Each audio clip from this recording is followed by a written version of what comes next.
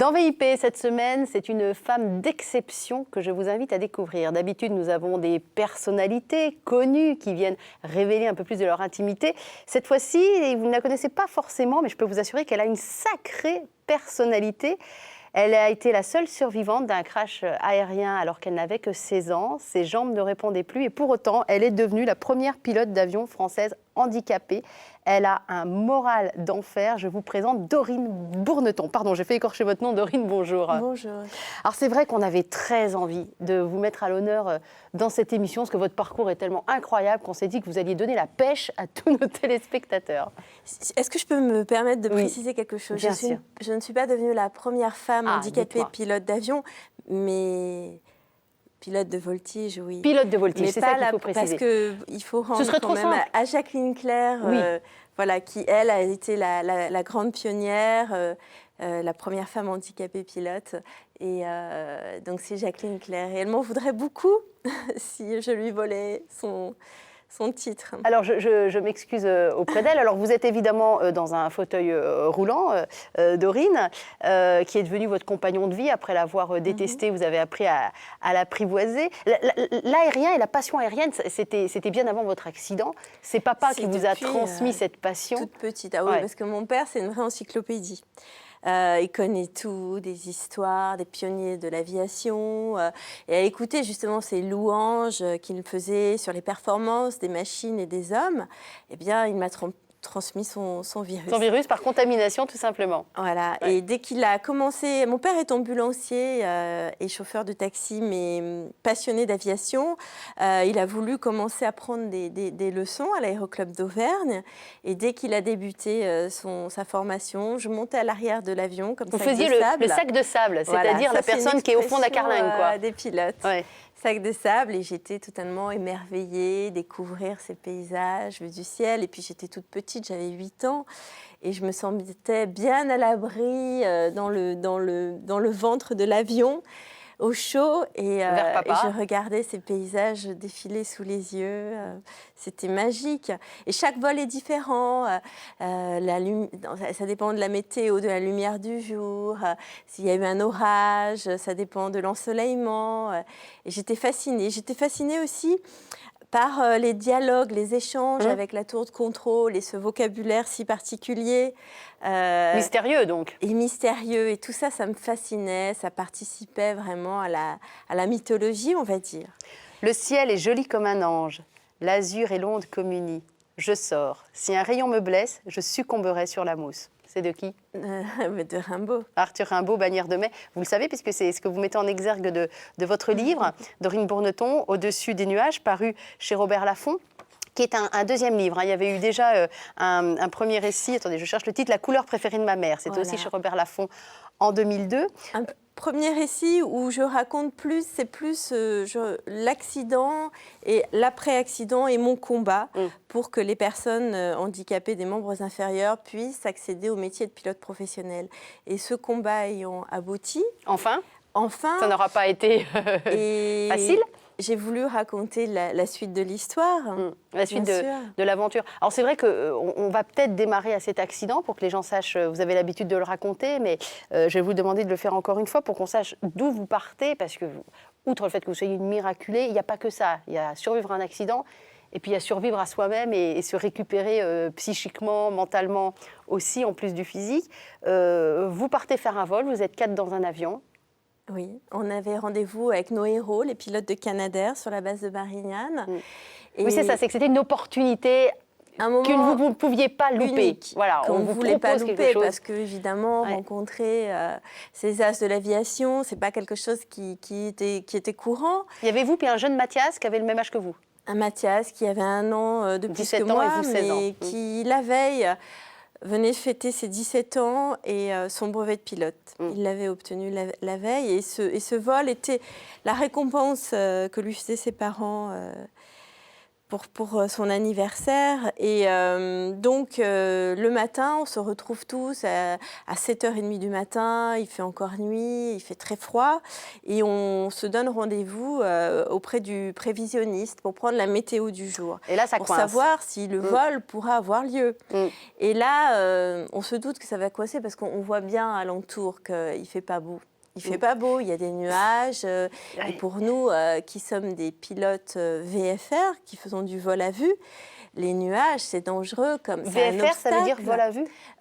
Oui, ça veut dire Visual Flying Rules. Il va falloir nous expliquer deux, trois codes de ce langage mystérieux dont nous parlions. Donc c'était pas assez mauvais pour dire... Allez, on part pas du tout, c'est pas possible, mais c'était pas bon non plus. C'est toujours cet entre-deux qui fait qu'une décision va changer le cours d'une vie, quoi. Exactement. En fait, l'un des pilotes va décider. Il va décider pour tous. Il nous dit, on va aller voir. Et puis si ça ne passe pas, on fait demi-tour. Demi-tour. Voilà. Et comme souvent en aviation, c'est quelque chose de courant. Et donc nous partons à 2 avions. Et arrivé au-dessus de la région du Puy-en-Velay, ce qu'on appelle le triangle maudit, parce que c'est une région très particulière où il y a un phénomène où justement les nuages sont emprisonnés dans les courants de vent entre les montagnes. Et là stagne une masse de nuages. Qui a déjà provoqué beaucoup d'accidents d'avion, en plus. Dans laquelle notre pilote, qui a mal évalué la distance par rapport à ces nuages, n'a pas eu le temps de faire demi-tour, a pénétré dans la purée de pois. Et là, il y avait une montagne. Ça s'est joué à 100 mètres, ça s'est joué à quelques secondes. Comme ça. On aurait fait demi-tour quelques secondes plus tôt. On en sortait tous indemnes. À force de raconter cette histoire, il y a une sorte de récit qui s'est construit. Mais quel souvenir exact vous gardez, vous, de ce moment-là? Moi, ce que je me souviens, c'est plus c'est le sentiment de peur, Vous avez compris qu'il y avait quelque chose qui n'allait pas. Et puis, au moment après, l'attente interminable et aussi, il faut lutter pour ne pas s'endormir. Oui, parce que il faut quand même qu'on explique qu'il y a eu le crash et vous vous êtes réveillée bien avant que les secours arrivent. Vous comprenez tout de suite que vous êtes la seule survivante. Vous voyez bien les autres. Il y en a un qui a survécu un petit moment, mais très peu. Alors, en fait, on s'est crashé vers 8h30 du matin. Et on était dans la purée de pois. Les secours n'arrivaient pas à nous localiser. Ils nous cherchaient dans un rayon de 300 km. La balise de détresse, évidemment, ne s'est pas déclenchée. Elle s'est déclenchée, mais tardivement, qu'en fin d'après-midi. Et évidemment, j'ai dû perdre connaissance les premières heures. Mais quand je me suis réveillée, là a commencé l'attente, longue, interminable. Et surtout, je me demande encore aujourd'hui comment j'ai pu résister au froid. Parce que le froid, c'était terrible, j'étais à peine couverte. Et plus le froid du fait d'être blessée, vous aviez une jambe emprisonnée avec un pied coincé. Je peux vous dire que hier soir, l'un des secouristes m'a appelé au téléphone. Je ne l'ai jamais rencontré, mais il m'a entendu, où il a lu une interview que j'ai faite récemment et il a trouvé mes coordonnées et il m'a appelé hier soir et il m'a fait le récit. Il a été l'un des tout premiers qui s'est donc rendu sur les lieux de l'accident et qui m'a retrouvée. Et alors, la chance que j'ai eue, évidemment, c'est qu'il passait juste au-dessus du chemin et je criais. Pourquoi, je ne sais pas. Ils ont entendu mes cris. C'est celui dont vous parlez dans le livre, Ils se sont précipités. Non, c'en est un autre, en fait. C'est un gendarme qui accompagnait justement les 2 frères radioamateurs, qui les accompagnaient. Et parce que c'est une région où, si on ne connaît pas, on peut se perdre. C'est dans les bois, évidemment. Donc, il me disait que j'avais eu beaucoup de chance parce que à 100 mètres un petit peu sur le côté, il y avait des rochers partout. Enfin, l'avion a été complètement pulvérisé, déjà qu'il ne restait pas grand-chose. Et votre première chance a été d'avoir un siège qui était du côté d'un morceau de carlingue plus solide que les autres. Oui. Première chance. Deuxième chance de survivre, ce qui est quand même incroyable, parce que l'avion a effectivement été pulvérisé. Il n'a laissé aucune chance à vos camarades. Troisième chance d'être retrouvée, même très tardivement, mais d'être retrouvée vivante. C'est impressionnant comme on doit voir la vie différemment. Après ça, même à 16 ans, mais... Tout doit prendre sens. Et justement, ce que me disait ce secouriste, c'est que pour lui, c'est l'une de ses plus grandes satisfactions professionnelles de m'avoir retrouvée ce jour-là, parce qu'il m'a suivie au fil des années à travers les médias, et d'avoir su que j'avais fait quelque chose de cette histoire, Oui. de cette tragédie. Ça, pour lui, c'est l'une de ses plus belles victoires. Alors, c'est vrai que vous êtes devenu pilote et pilote de voltige. C'est complètement dingue quand on y pense. Et avant de raconter là où vous en êtes, vous allez être au Salon du Bourget les 19, 20, 21 juin. Vous allez faire une démonstration. C'est le Saint des Saints. Il n'y en a que quelques-uns qui sont sélectionnés. C'est les plus grands qui y vont. Donc ça, on va en parler. Mais il y a une histoire entre. Il y a l'histoire d'une adolescente qui comprend bien qu'elle est survivante, mais à qui on vient d'expliquer qu'elle sera en fauteuil roulant toute sa vie. Et ça, il faut quand même l'avaler à 16 ans. Ouais, C'est l'histoire d'une colère. L'histoire d'une colère et puis d'une rédemption, finalement. Oui, c'est tout ça. D'abord, il y a le choc, donc l'accident, on découvre qu'on restera paraplégique. Mais moi, au fond, moi, j'ai jamais perdu ma joie de vivre. Et c'est cette joie qui va m'aider à relever tous les obstacles et à apprivoiser ce fauteuil roulant tant détesté les premiers mois. Et cette joie qui va me permettre d'aller de l'avant, d'avoir envie de reprendre les commandes d'un avion. Parce que je voulais être pilote avant mon accident, mais l'avion, pour moi, c'était une passion. Et justement, pouvoir m'élever dans les airs avec mon handicap, malgré tout, c'était pour moi retrouver une forme de liberté aussi. Et grâce à cette joie, ça m'a permis aussi de ne pas être fermée, de rester ouverte sur les autres, sur le monde, et ne pas avoir peur d'aller vers les autres. Ça a été essentiel à ma reconstruction. On grandit très vite, que quand vous êtes retourné au lycée, à la rentrée, tout le monde revient bronzé des grandes vacances, vous revenez en fauteuil roulant, vous avez été ostracisé. Il y a 2-3 personnes quand même qui ont été un peu plus intelligentes que les choses, mais d'un seul coup, on doit mûrir d'un seul coup quand même en se disant il va falloir batailler, là. Va falloir batailler. Mal.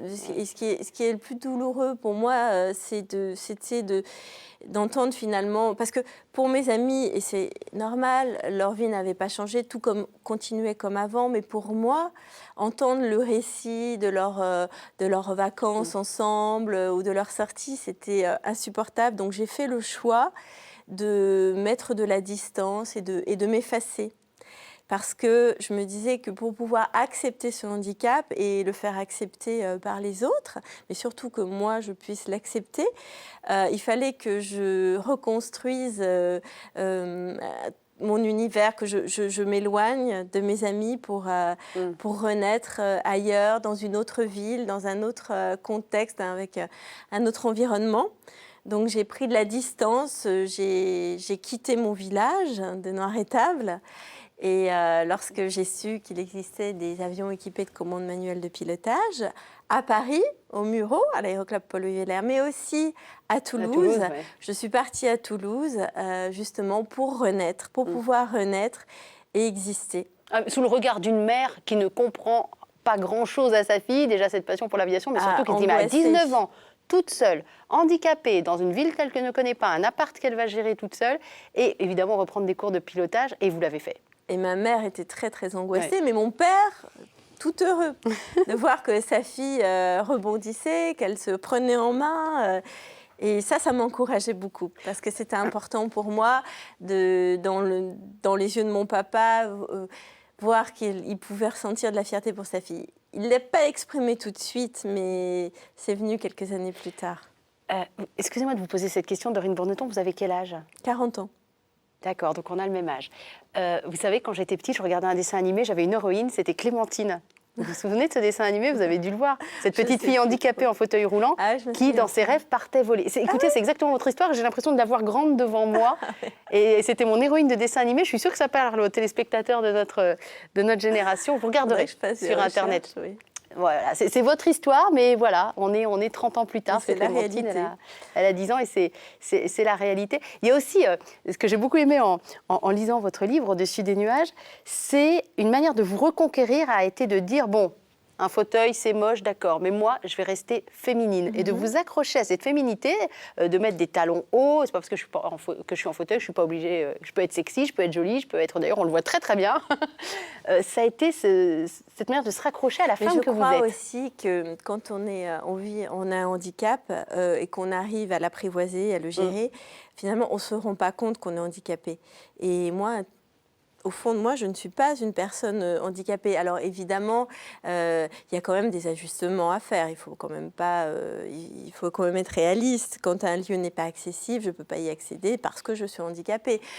Si parfois je ressens plus de fatigue qu'une personne valide, c'est parce que je suis handicapée. Si j'ai à faire face à des obstacles divers, même pour élever ma fille aujourd'hui, c'est parce que je suis handicapée. Mais au fond de moi, j'ai jamais voulu me voir comme ne voir que mes faiblesses. J'ai plutôt voulu mobiliser mes forces et surtout que le handicap ne soit pas un prétexte pour ne rien faire, pour ne pas faire de l'avion, pour ne pas sortir, pour ne pas séduire, pour ne pas travailler. Et si ça posait un problème aux autres, moi, j'en faisais mon affaire en fait, et je devais aller au-devant. Vous êtes la maman d'une petite fille, Charline, vous êtes mariée. Qu'est-ce que vous avez envie de lui transmettre comme valeur à cette petite gamine? Le dépassement de soi. Ouais. Je pense que tous les rêves sont possibles avec du travail, de la persévérance. À 5 ans, elle a 5 ans, hein? Elle a 8 ans et demi. Ah, 8 ans, elle a grandi depuis, d'accord. Elle a 8 ans et demi. Ah oui, c'est des notions qu'elle peut commencer à comprendre alors à 8 ans et tous demi. les rêves sont possibles, voilà, mais il faut s'accrocher et surtout ne jamais lâcher. Vous l'avez emmenée en avion? Alors, je l'ai emmenée en avion. Alors, les premières fois, elle ne voulait pas. C'était terrible. Elle ne voulait pas monter dans un avion. Elle sait que votre handicap vient d'un accident bien aérien. sûr, je lui ai raconté lorsqu'elle était toute petite, peut-être trop tôt d'ailleurs, parce que ça a provoqué des angoisses. Mais un jour, je l'ai emmenée, elle devait avoir 5 ans. Et là, j'ai senti qu'avec sa maman, elle était en toute confiance. Et aujourd'hui, quand je pilote, elle aime ce qu'elle préfère lorsque je vole, c'est les sensations fortes. Donc, elle veut que je fasse des virages à grande inclinaison, que je lui fasse des paraboles pour ressentir comme si on était en apesanteur, cette sensation de se soulever du siège comme ça et de voler. Et ce week-end, je l'ai emmenée avec une petite copine et ça rigolait très fort à l'arrière de l'avion. C'était charmant. C'est elle qui faisait les sacs de sable. Voilà, aujourd'hui, c'est elle qui est le sac de sable. Moi, ce qui me sidère toujours, quand je rencontre des personnes handicapées, on a eu il y a quelque temps Philippe Croison dans l'émission, qui n'a donc pas de bras, pas de jambes, qui a une joie de vivre égale à la vôtre, qui est très impressionnant. Mais c'est que vous avez déjà un combat physique à mener, un combat contre vous-même pour vous réapproprier votre corps, vos sensations, etc. Et puis finalement, vous avez des tonnes d'autres combats qui vous attendent parce que le monde n'est pas fait pour les handicapés. Et vous, par exemple, ça a été compliqué de faire accepter à ces messieurs de l'aviation qu'il pouvait y avoir des pilotes handicapés. Et ça a été un parcours du combattant. Et j'avoue, quand on lit votre livre, les bras nous en tombent. Hein. C'est nous qui devenons handicapés d'un seul coup de la compréhension. On se dit, comment c'est possible? Ah oui, ça a été un long combat que je n'ai pas mené seule. Et justement, c'est parce qu'on l'a mené en équipe, avec la joie au cœur, qu'on a réussi. Alors, nous, ce que nous voulions obtenir, c'est que les personnes handicapées des membres inférieurs puissent accéder à la licence de pilote professionnel et en faire leur métier pour faire de la surveillance de feux de forêt, des missions de surveillance maritime, du transport de fret ou de l'instruction. Et à l'époque, c'était quand moi j'ai commencé à mettre le dossier sur la table en 1997. C'était juste impossible. C'était impossible. Voilà. Impossible pour des milliers de raisons, on m'avait répondu. Parce que cela apporterait préjudice à la profession. Parce qu'on n'avait pas besoin d'handicapés dans cette profession. Et ça porterait ombrage à l'image des pilotes. On ravale ses larmes quand c'est comme ça. On doit serrer le poing très fort. Ouais. Voilà, et c'est vrai qu'on a compris assez rapidement que tout cela était surtout de l'ignorance. C'est parce que ces gens qui nous refusaient, la peur aussi peut-être, ne savaient pas comment nous pilotions un avion. Comment on se débrouillait, comment on faisait pour piloter un avion juste avec sa tête et ses mains. Et comment on fait alors ? Et finalement, on vole sur des avions qui sont équipés de commandes manuelles de pilotage. Donc les commandes qui sont habituellement au pied ont été ramenées à la main. Comme pour les voitures, en fait. Par un système mécanique, comme pour les voitures. Mais ce n'était pas si évident. Pour eux, ça comprenait des risques. Dans certaines configurations, ils avaient peur que l'on perde nos moyens. Mais alors que, comme pour les voitures, ça ne change rien. Évidemment, quand on vit comme ça en fauteuil, on devient plus habile de ses mains, on a plus de force et de meilleurs réflexes.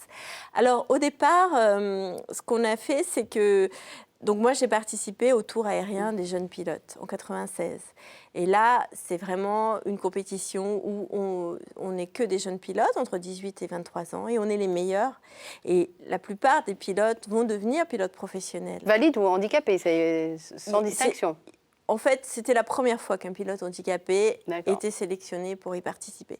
Et donc là, c'est là où je découvre que le métier de pilote est interdit aux handicapés, pas possible. Donc en 97, je crée une commission de pilotes handicapés à l'Aéroclub de France, grâce à Gérard Felzer. Gérard Felzer, qu'on connaît tous dans le milieu de l'aviation, hein, c'est un pilote absolument incroyable, pilote de ligne, un aventurier, enfin, il a fait des choses complètement dingues dans sa vie.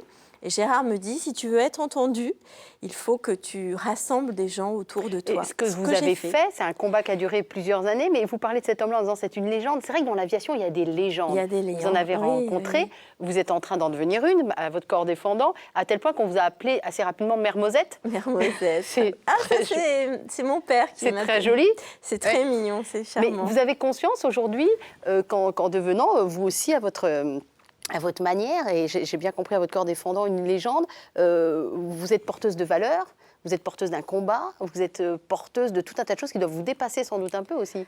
Oui, ça me dépasse, mais parce que moi, je vais de l'avant, je me fixe des objectifs et j'essaye de les atteindre. Et donc, mais je sais que je suis en quelque sorte dans la bonne voie et que ce que je fais, c'est bien pour moi, mais c'est bien pour c'est bien pour les autres, c'est bien pour tous. Dorine, la voltige, c'est quand même incroyable de dire en plus elle fait de la voltige. Évidemment que piloter un avion, c'est un plaisir individuel, mais l'aviation est une aventure collective. Et dans ce milieu-là, j'entraîne plein de gens autour de moi. Aujourd'hui, je fais de la voltige aérienne, mais c'est grâce à l'amicale de voltige qui m'a...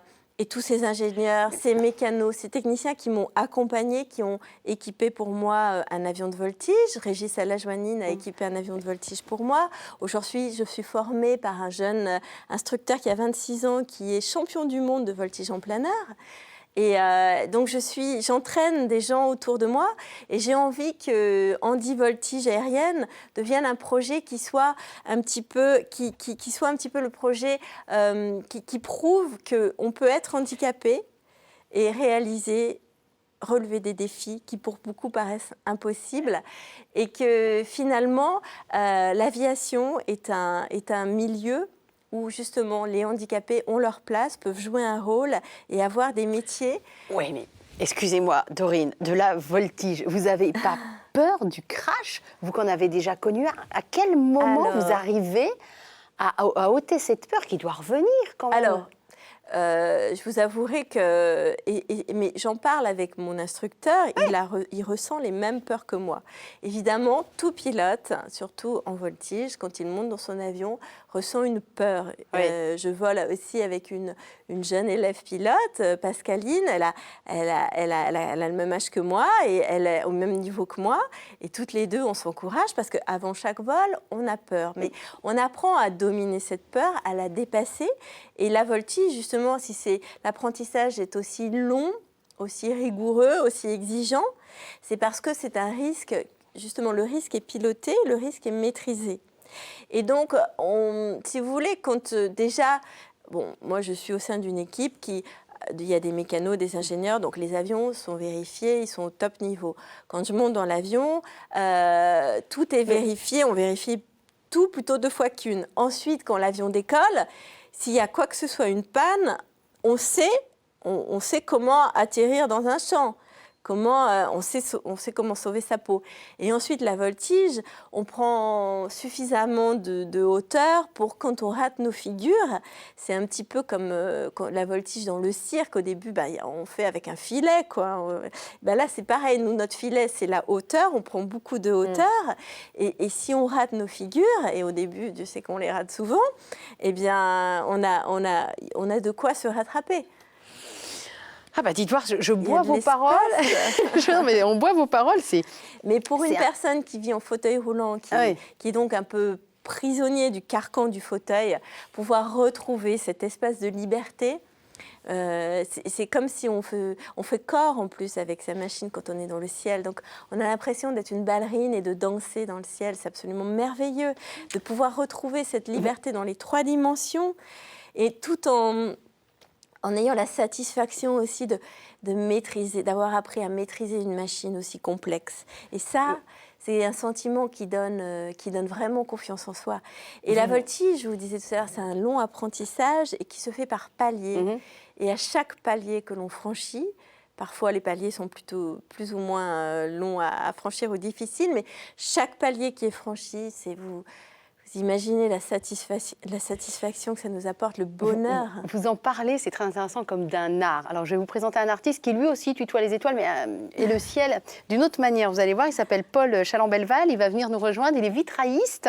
Ce n'était pas sa vocation première de faire des vitraux à Paul. Il va nous raconter son parcours. Il est autodidacte. Alors, ça aussi, c'est intéressant. Paul, qui vient de terminer les vitraux de la chapelle de l'abbaye Notre-Dame de Villefontaine, qui appartient à la communauté du Verbe de Vie, et ça c'est à Andecy en Champagne. Mais avant qu'on raconte tout ce parcours, je voudrais savoir quand même comment vous réagissez à cette première partie d'émission avec Dorine, qui est passée à la vitesse de l'éclair, cette première partie d'émission. Il y a des choses qui ont fait écho en vous, Paul? Oui, alors ce que vous venez de dire sur la voltige, sur le fait que de pouvoir monter dans le ciel comme ça, et avec une sorte d'agilité, hein, ça me fait penser au début du film Les Merveilleux Fous Volants, vous savez, oui. avec le rêve de l'homme qui aimerait beaucoup pouvoir voler et qui en rêve, et puis effectivement avec les outils techniques extraordinaires dont nous disposons, que ce rêve devienne une réalité. Et c'est avec toute la volonté de tous les inventeurs des avions, des gens qui étaient des bricoleurs de génie et qui a une grosse volonté, et ensuite l'habileté des pilotes. Alors, vous aussi, hein, vous tutoyez le ciel, je disais, mais un peu à votre manière. On est plus dans le spirituel. Oui. Vous êtes vitrailliste. Moi, je prends peu de risques. Je suis sur la terre. Je bouge pas.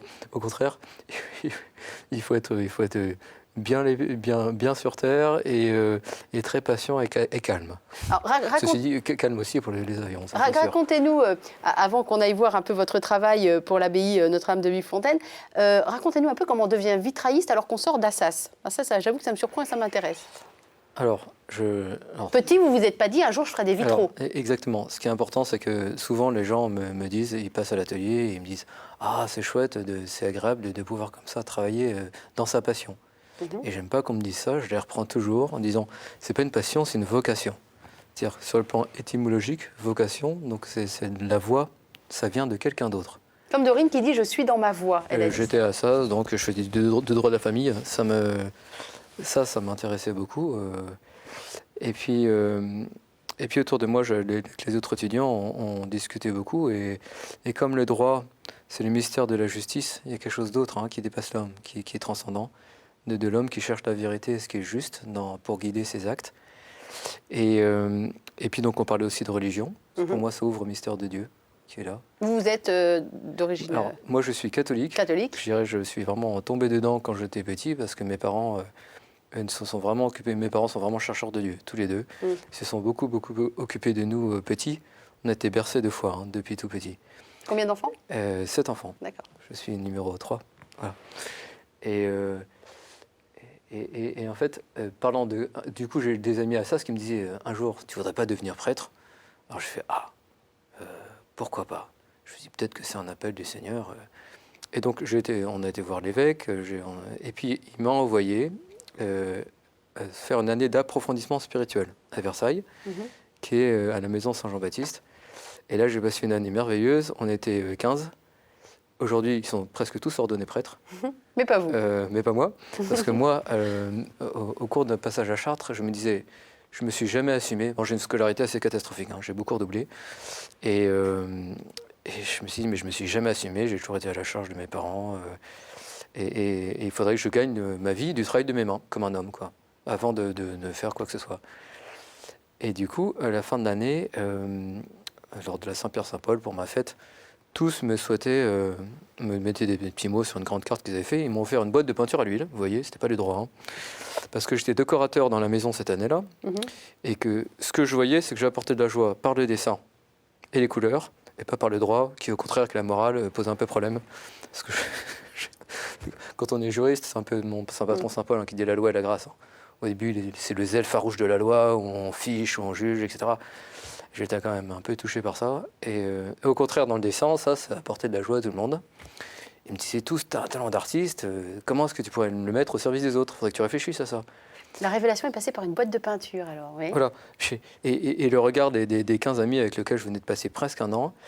Et l'un d'entre eux m'a dit, apprenant que je voulais retourner et trouver un travail, quoi, Ouais. hein, il m'a dit, tu voudrais pas faire des vitraux? Et j'ai fait, ah, pourquoi pas? Juste pour pas repousser une idée comme ça tout de suite. Mais intérieurement, j'ai basculé entre qu'est-ce que c'est que cette idée, comment que ça, parce que jamais j'y avais pensé moi-même. Et au contraire, est-ce que là, t'as pas une bonne intuition? Alors, l'année s'est terminée, et donc fin juin, j'ai été voir sur Internet. J'ai tapé, j'ai vu qu'il fallait 3 qualités pour voir si la raison vérifiait cette sorte d'intuition. Et il fallait un bon coup de crayon. Oui. Et ça, j'avais de façon naturelle. Maman Voilà. dessine très très bien. Depuis petit, elle nous a éveillés, on dessine nous a illustré les comptines, etc. Donc, un bon coup de crayon, Un deux, bon c'est crayon, quoi? le sens des couleurs, Ah et, oui. trois, il fallait une bonne culture religieuse. C'est tout ce qu'il faut pour être vitrailliste? Voilà, c'est ce qu'il disait sur le site. Il disait ces 3 choses-là dans le site. Ouais. Bon, ben, ça, Et- vous l'aviez, Qu'est-ce tout qui ça. manquait Et alors, Qu'est-ce que vous dites, Dorine? Qu'est-ce qui manquait dans la je réalité dirais que dans ces 3 qualités, je les avais fortes. Donc j'ai gardé. Et ce qui me manquait, c'est la formation pour être capable de fabriquer des vitraux, quoi. Donc, Alors, vous êtes parti en formation. Donc j'ai trouvé à Chartres, au Merveille, une formation qui donnait le CAP en 1 an. Et du coup, j'ai été à Chartres très heureux parce que j'avais découvert Chartres en pèlerinage lorsque j'étais en Andorra en 2003. Je peux vous dire un petit truc, c'est que quand je fais de la voltige, on voit la ville de Chartres de là où on vole. Ouais. Et on voit la cathédrale de Chartres tous les week-ends. Pour vous, la cathédrale de Chartres, si Je je ne me la verrai trompe, plus jamais comme avant. si je me trompe pas, parce qu'il y a eu beaucoup de reportages sur Dorine. Ouais, À un moment, ouais. elle est passée dans l'émission Faut pas rêver, Ouais. à l'époque présentée par Laurent Bignolas. Oui. L'émission s'est faite en haut dans l'avion de Dorine, enfin l'interview en tout cas. Ouais. Et ça a été long, cette émission. Ça a été un peu compliqué. L'interview a dû être refaite, etc. Et finalement, Dorine continuait de voler pendant l'interview. Puis d'un seul coup, à la fin de l'interview, elle dit bon, on va rentrer à la maison. Où est-ce qu'on est là? Et c'était au-dessus de Oui. Chartres. Oui. Je me trompe pas. Voilà, c'est une destination pour tout le monde, Oui, Chartres. j'ai l'impression. Oui, et puis vous parlez dans votre livre d'une championne de voltige qu'on Qui est de Chartres? entend s'entraîner Bien régulièrement. Vous l'entendez à On entend- Chartres oui, on s'entraîner entend. tout le temps. On entend. Catherine Monory, championne Catherine du monde. Monory. de Voilà. voltige. Et ben, de la part de Paul, donc faut qu'elle arrête. Ça le déconcentre dans son travail. J'ai maintenant une ruche juste à côté, accueillie sur les terrains des amis, et je fais de l'apiculture, et on entend, elle est juste au-dessus. C'est vrai. Ça trouble pas trop les abeilles, hein, ça va. Ça va. Et vous, vous avez installé un atelier aussi, c'est ça aussi. Vous Alors- avez monté votre Alors, atelier. La grâce, c'est qu'à la sortie de cette formation, jamais je n'aurais osé. Moi, je n'avais tenu qu'un crayon jusqu'à présent. Hein. Donc, le passer d'un travail intellectuel et spéculatif à un travail manuel, c'est extraordinaire. Ça donne une sérénité quand on fabrique quelque chose de ses mains, de réel, de beau, avec le verre qu'on met à la lumière, comme ça. On vient de faire quelque chose de sûr. Alors que quand je faisais des copies de droit, Oui. on pouvait spéculer sur beaucoup de Ah, choses. très intellectuel. Voilà, ça, Juste une question, j'étais pas Dorine. sûr. Vous êtes manuel ou pas, à part les manettes d'avion? Vous avez un pas art du dans les tout. mains ou pas du Non, tout? non, pas Ah oui, du donc vous tout. êtes comme moi très admiratif Je suis du talent. fascinée, bien sûr. Quand vous étiez petite, quand même, vous faisiez pas un peu de Du vélo. bricolage? Alors Du c'était le vélo. vélo son truc. Du sport. Les jambes, tout dans les C'est un jambes. peu casse-cou. Tout ça. On va regarder ce que vous faites, qu'on comprenne quand même. Merci. On sait tous ce que c'est qu'un vitrail, mais qu'on voit un petit peu comment vous êtes en création par rapport à une Voilà. demande très spécifique. Alors, je vous laisse commenter les images. Nous sommes donc à une chapelle toute neuve, hein, vraiment toute neuve, fondée par la communauté du Verbe de Vie. On est à Andecy et on vient chercher un vitrailliste. Je vous laisse raconter, Paul. Alors, c'était en 2013, il y a exactement 2 ans, en mars 2013. J'ai été appelé pour donner un avis technique, parce que mon père est dans l'association qui est ami du Verbe de Vie. D'accord. Et pour donner un avis technique, parce que la chapelle était bioclimatique et c'est très bien d'assurer l'isolation. Et quand j'ai dit, je venais de livrer un vitrail, de livrer un vitrail, un double vitrage à des particuliers, d'1 mètre carré. J'ai dit, mais je peux vous réaliser des vitraux en double vitrage et ça sera intéressant pour l'isolation. Et là, ils m'ont retenu. Et c'est donc à fin mars, j'étais là-bas et j'ai fait mes croquis. Ça a été fondé par la sœur de Saint-Bernard, alors ça doit être vers 150, 135, quelque chose comme ça, Sainte Ombline, qui est venue fonder cette abbaye bénédictine avec des sœurs. Et donc, c'est un lieu de prière depuis lors, ça n'a jamais cessé. Mais alors, juste, moi, je voudrais comprendre quelque chose. Vous avez une demande particulière. Dorine, on lui dit, Dorine, tu vas faire le Bourget, tu as tel espace pour voler, tu as droit à telle figure, pas à telle autre, etc. Elle a un cahier des charges. Vous arrivez dans une église, on vous laisse libre outre le fait que c'est de l'isolation, c'est double machin, etc. Là, on a vu des vitraux très jolis avec des sortes de losanges, enfin, d'entrelacements, voilà. c'est vert, vous avez choisi Ouais, une c'est ça. couleur verte, qui est vraiment, je trouve, magnifique. On vous laisse libre ou vous voulez s'inspirer par la spiritualité du lieu? Comment ça se passe? Alors voilà, c'est effectivement la spiritualité du lieu qui nous donne une assise, ce qui est beaucoup plus sécurisant, parce que c'est plus sécurisant que de partir ex nihilo. Quand on part ex nihilo, on se dit « Ah, je vais donner de moi, mais c'est quand même pour un but spirituel. Et est-ce que je ne vais pas tromper tout le monde en faisant un petit dessin à ma sauce ?» Et en fait, c'est pas ce qu'aurait voulu le Saint-Esprit, je dis ça dans la foi. Et alors là, ce que on vient de voir, ce sont des entrelacs. C'est un motif cistercien, Oui, voilà, archi qu'on célèbre. connaît, oui. Et juste, ce qu'on a fait d'original, c'est qu'on a fait un dégradé de teinte verte, ce qui ne se fait pas normalement dans le C'est cistercien. très joli. C'est très très léger. Et ça, c'est les communautaires qui ont médité ça. Et donc là, j'étais vraiment soutenu par les communautaires. Et il y en a Les tout communautaires, ce sont les religieuses. voilà, les religieux qui sont sur place, Les religieux qui qui sont sur bien inspirés du lieu. Et ces mêmes jours, donc fin mars 2013, j'ai été dessiné dans la nature pour éventuellement proposer d'autres motifs. Et j'ai fait un petit motif avec des petites fleurs très fines qui ils m'ont fait la joie de 2 ans plus tard, enfin presque 2 ans plus tard, après que j'ai fini la rosace de l'Esprit Saint, que peut-être on verra, ils m'ont commandé ce motif en me renvoyant par mail le motif que je leur avais laissé. Alors j'étais ravi parce que ça, c'est un motif d'inspiration cistercienne. Mais c'est moi qui l'ai créé, celui-là. C'est un nouveau motif. On va voir. Vous rentrez dans les églises, Dorine? Parce que vous n'êtes pas du tout pratiquante ni même croyante. C'est des lieux qui vous inspirent ou pas du tout? Malheureusement, comme c'est pas très accessible, souvent il y a des Surtout en avion, c'est pas évident. Surtout en avion, dit Paul. Surtout en fauteuil. Alors, il y a un lieu où j'aime me ressourcer, c'est à l'Ermitage, près de mon village. La petite chapelle de l'Ermitage, et c'est un lieu où je me ressource, effectivement. Même en n'étant pas spécialement non, croyante, mais parce on ressent des choses, et puis ma grand-mère a une plaque avec son nom dans la petite chapelle, donc pour moi c'est un lieu qui évoque des choses particulières, évidemment. Alors pour moi, le travail du vitrailliste, c'est le travail de la lumière aussi. On va vous voir, on a des images où on vous voit en train d'installer les derniers vitraux de la chapelle. Alors c'est très intéressant parce qu'il y a lumière crue avant qu'on installe le vitrail. Et puis, d'un seul coup, la lumière passe à autre chose que vous installez le vitrail. Je vous laisse commenter, Alors, Paul. voilà, donc, ça, ce sont les 2 arcs qui forment le haut du portail. Toujours en double vitrage, avec ce motif que vous voyez, que j'ai été dessiné dans la nature en regardant les petites feuilles du printemps. Hein. Et d'un seul coup, on a cette lumière qui devient verte. Alors ça, c'est vu de l'extérieur, donc là, on voit le chemin de plomb. Ouais. Et voilà, la lumière intérieure. Et là, vous inspirez toute une communauté par la lumière qui se laisse traverser. Quoi, Oui, et qui fait jouer change le sans vitrail. arrêt tous les jours. Ouais. Surtout que j'ai choisi des verres antiques, donc soufflés à la bouche, allemands, qui a une teinte vert très particulière. Les verriers français n'arrivent pas actuellement et c'est plein de bulles. Donc ça vit beaucoup avec les bulles. Vous fournissez où en fait les matières? Où est-ce que vous les trouvez, les textures? Alors, tout ça il y a 2 fournisseurs de verres antiques. Ce sont Saint-Just, les verriers français près de Lyon. Et puis, il y a aussi des verres qui sont soufflés Lamberts, les verres allemands. Donc là, pour ce qui est des teintes vertes, j'ai choisi les Allemands. Donc il y a plusieurs magasins, il y en a un à Paris et puis un qui est sur la route entre Chartres et Paris. Voilà, et le vitrail est posé. Et c'est fini. Est-ce qu'on peut être... C'est pas fini parce qu'il y a encore les 2 montants. Ah oui, d'accord. Imaginez que tout le portail est entouré et actuellement les 2 montants sont posés. Est-ce qu'on peut être vitrailliste sans être croyant? Est-ce que dans votre profession, on a des gens qui sont vitraillistes de manière artisanale, mais pas du tout dans la spiritualité? C'est possible ça? D'abord, quand on dit être croyant, il y a moi qui suis catholique, qui suis catholique pratiquant, et il y a aussi beaucoup de personnes qui, dans leur cœur, en fait, ont une ouverture au divin, qui est le propre de la nature humaine, puisque l'homme est ouvert à la transcendance. Mais il n'en parle pas, c'est discret. Mais il y a quand même une espérance qu'il y a un au-delà, puis il y a quelque chose d'autre. Et je connais comme ça des verriers à Chartres, on est typiquement dans ce cas. Des gens qui n'en parleront pas, mais il y a une profonde spiritualité qui est là. Ensuite, on peut avoir des gens qui ont peut-être peu de spiritualité, et puis je sais pas, ils écoutent la radio toute la journée, donc c'est plus difficile de descendre en profondeur intérieurement, mais ils sont techniquement très bons. Et comme on est baigné dans une culture des siècles et des siècles, millénaires de belles images, tout le monde en profite. Donc quand bien même quelqu'un n'aurait aucune pratique, descendrait peu souvent lui-même pour chercher une inspiration intérieure. on est quand même porté par une culture, ça c'est très agréable. Et donc tous les verriers, on est rassemblés quand même par une spiritualité. Il y a toujours une spiritualité chez les verriers. C'est intéressant, Dorine. Est-ce qu'il y a une spiritualité chez les pilotes? Est-ce qu'on peut retrouver ça ou au contraire pas trop? Enfin, comment vous Ça, c'est vivez-vous? propre à chacun. Hein. Ça, c'est pas quelque chose dont on parle. Vous n'en parlez pas beaucoup de religion? Non. Nous, on parle plutôt moteur.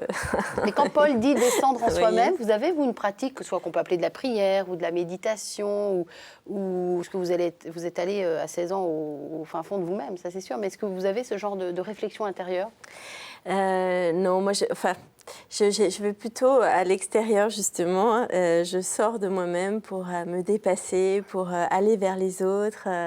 Et évidemment que chacun est libre de croire ou de ne pas croire, mais c'est vrai que moi, je suis assez cartésienne parce que c'est mon expérience qui m'a rendue comme ça. Et j'aime trouver des explications aux choses. Je suis quelqu'un qui est plutôt... qui aime savoir le pourquoi du comment et que ça s'explique de manière scientifique. Réponse du berger à la bergère. Alors on a une très belle citation qui est reprise par Jean-Paul II, qui a écrit une encyclique sur foi et raison. Et ça commence par... donc Fides et Ratio. Et ça commence par...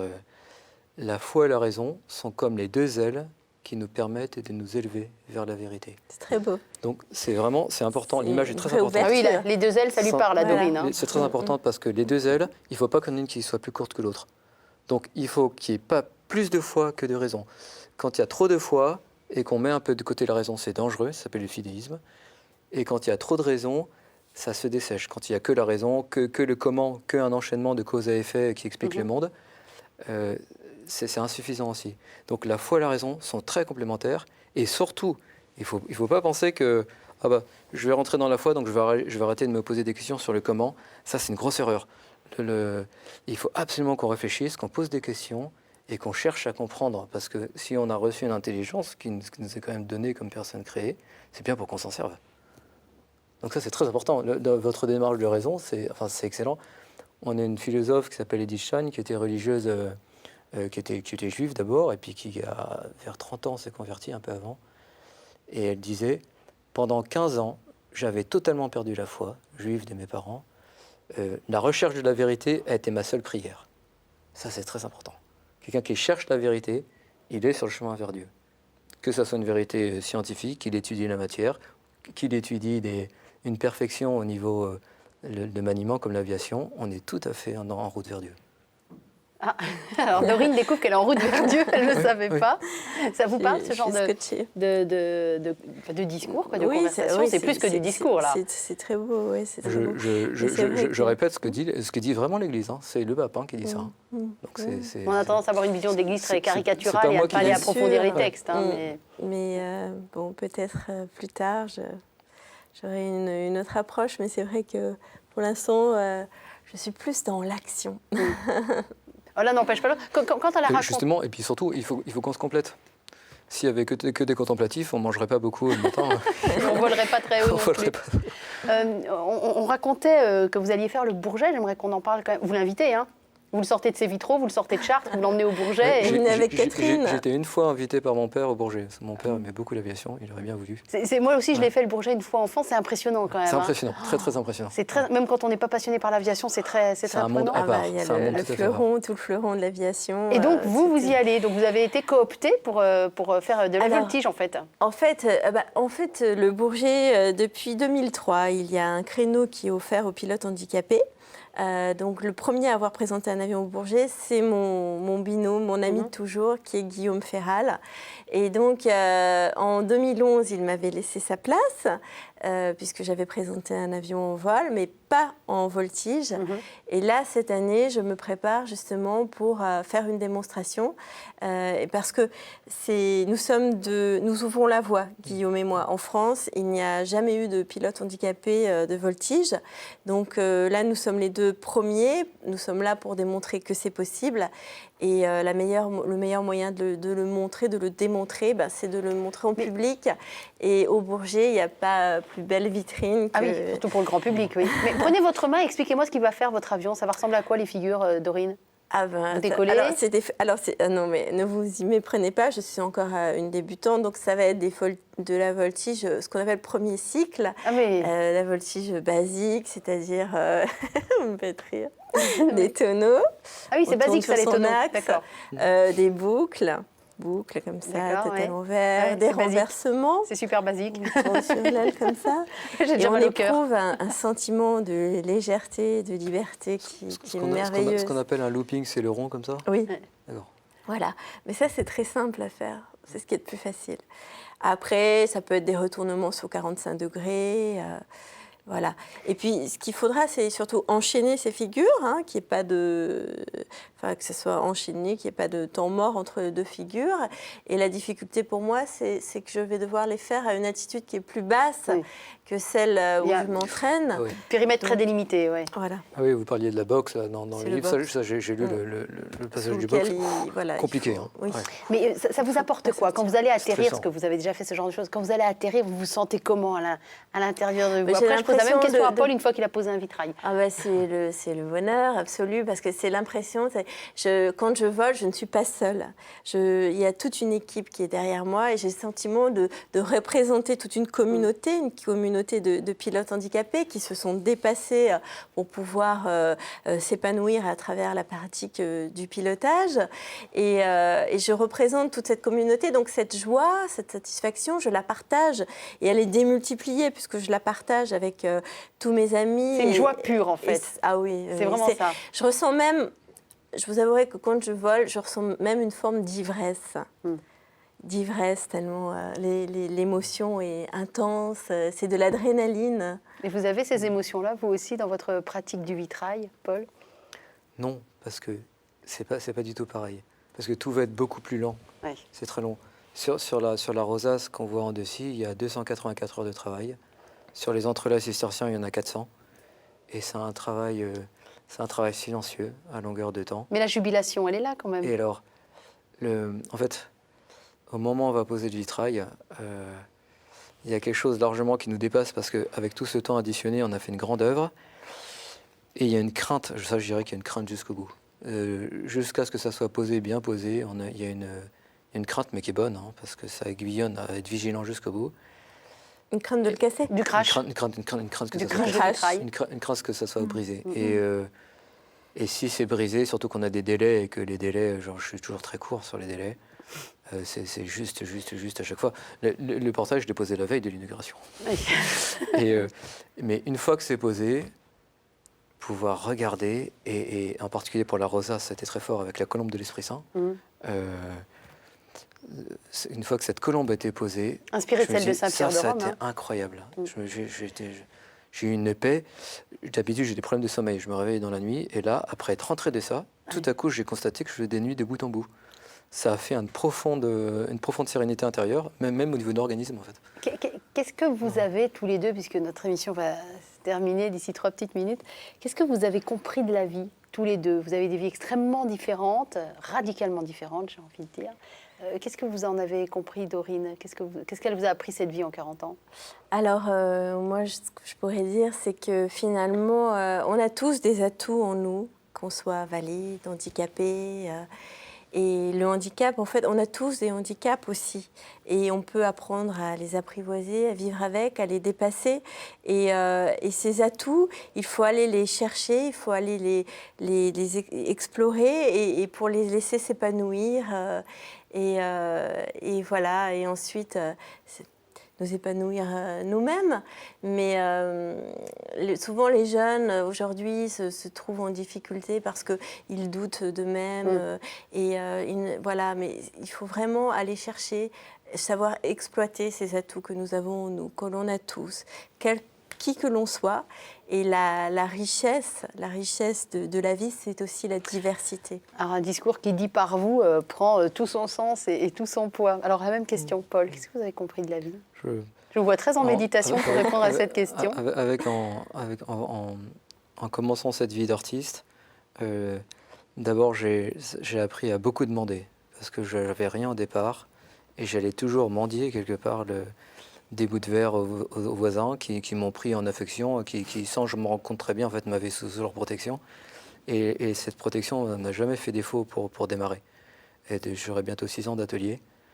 Et également, pour moi, quand je vois mon itinéraire d'étudiants qui avaient beaucoup redoublé et qui, sans le savoir, n'étaient pas du tout dans sa voie, mais je m'en doutais pas. En fait, il fallait vite me sortir de là. Mais moi, je ne me rendais pas compte.